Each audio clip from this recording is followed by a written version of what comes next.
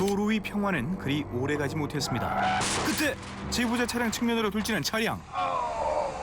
사고 났어. 교통사고 났어. 사고의 충격이 커 보이는데요. 결국 병원에 입원하게 된 제보자. 그날의 사고에 대해 들어보았습니다. 이렇게 사고를 처음 당해봤는데 내가 잘해도 소용없고 난 내 신호에서 직진하고 있는데 당시 제보자의 신호는 녹색불. 그런데 반대편 차량이 신호를 무시하고 좌회전하는 바람에 충돌을 피할 수 없었다는데요. 차량은 왜 신호 위반을 한 걸까요? 딴 생각한 거죠. 자기도 이제 원래 글로 가는 길이 아닌데 딴 생각하다가 자기가 그렇게 된 것 같아요. 말 그대로 그냥 막연히 그냥 운전한 거죠. 이 사고로 제보자와 8년간 함께한 차량은 폐차되고 말았습니다. 이 차에는 생계가 걸려 있었다는데요.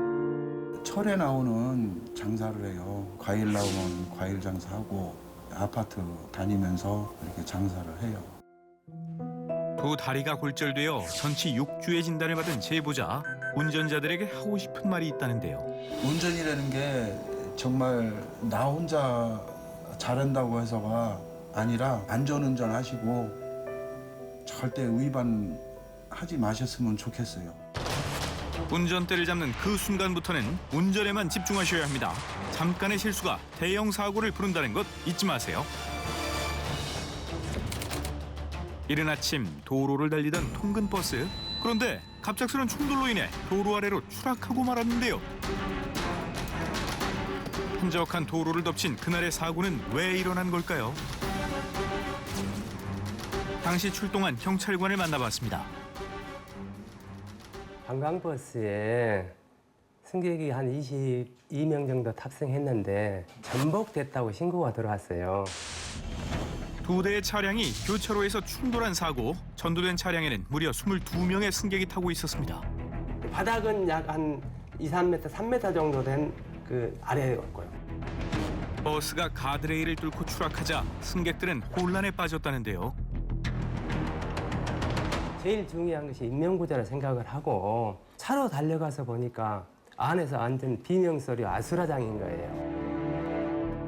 문이 없어요, 문이, 차가. 유리창이 약간 깨져 있는 것을 보고 아, 일이 구조해야 되겠다 싶어서 유리가 사방으로 튀어도 구조는 신속하게 이루어졌습니다. 조금만 더 기다리세요. 몇 번? 많이 있어요, 많이 있어. 빨리빨리 119도 좀 많이 오시라 하세요, 빨리. 만차 탔어요, 만차. 사고를 좀 더 자세히 알아보기 위해 현장으로 가봤습니다. 이곳은 신호가 없는 교차로였는데요. 대형 버스가 추락한 현장에는 아직도 사고의 흔적이 고스란히 남아 있었습니다. 그렇다면 사고의 원인은 무엇이었을까요? 구울다리로 돼 있었기 때문에 구울다리에서 나온 차량을 보지 못하고 핸들을 꺾은데 같이 충격이 되면서 차량을 미처 발견하지 못한 버스와 차량이 충돌한 사고였습니다. 다행히 승객들 모두 안전벨트 덕분에 큰 부상은 없었다고 하는데요. 신호가 없는 교차로에서는 잠깐 멈추고 주변을 살펴야 사고를 예방할 수 있습니다. 이번에 소개할 사건은 바로 이곳에서 있었던 일입니다. 운전해서 바로 나가야 되는데 고함 소리가 와 하고 들렸습니다. 도로를 향해 고함을 지르는 사람들. 반대편 도로에 무슨 일이 있는 걸까요? 그때 기압을 넣으며 도로 중앙을 향해 달리는 남자. 중앙분리대를 뛰어넘으려다 그만 엉덩방아를 찍고 마는데요. 더 난감한 건 그의 동료들마저 태연하게 무단횡단을 했다는 겁니다. 허들 선수? 올림픽을 준비하는 허들 선수인데 그런데 실패한 허들 선수. 예. 그에게는 무모한 도전이 아니었나 싶은데요. 동료분이 바로 구하러 왔는데 좀 부끄러우셨는지 다시 한 번 더 와 하면서 대체 왜 이러는 걸까요? 아무래도 음주가 아니지 않나 추측이 됩니다. 문제는 중앙분리대 근처에 횡단보도가 있었음에도 무단횡단을 했다는 겁니다. 도로 위에서의 사소한 장난이 사고를 부른다는 것 잊지 말아야겠죠. 도로를 건널 때는 근처 횡단보도를 꼭 이용해 주세요. 대학교 후문이나 도서관, 또 아파트, 이곳들은 모두 최근 한 달 동안 이 야생동물이 출현했던 장소인데요. 이 가을이 깊어지면서 도로 위에 운전자들까지 위협하고 있다고 합니다. 차를 유심히 보고 있는 제보자.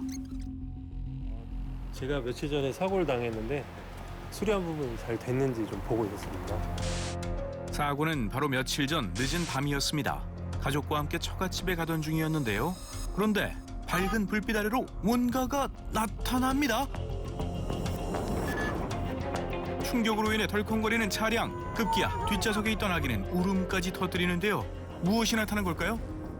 세워져 있는 물체를 이제 박았다고 생각을 했는데 이게 시야에 이제 점점 가까이 들어올수록 뭔가 이제 동물이구나라고 생각을 했고요.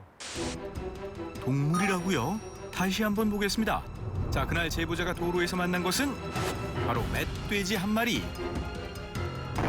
사고 후 멧돼지는 도망가 버렸다고 하는데요. 이제 내려서 제가 이제 확인을 할 때 거기 이제 진흙이 많이 묻어 있었고요. 멧돼지 털 같은 게 거기에 한 여러 가닥 이제 붙어 있었거든요. 범퍼 앞에. 당시 사고로 인해 발생한 차량 수리 비용은 약 160만 원이었다고 합니다. 나중에 영상을 확인하고 뭐 주변 사람들한테 보니까 너무 멧돼지가 큰 거였는데 그만하길 다행이다라는 얘기를 좀 들었고요.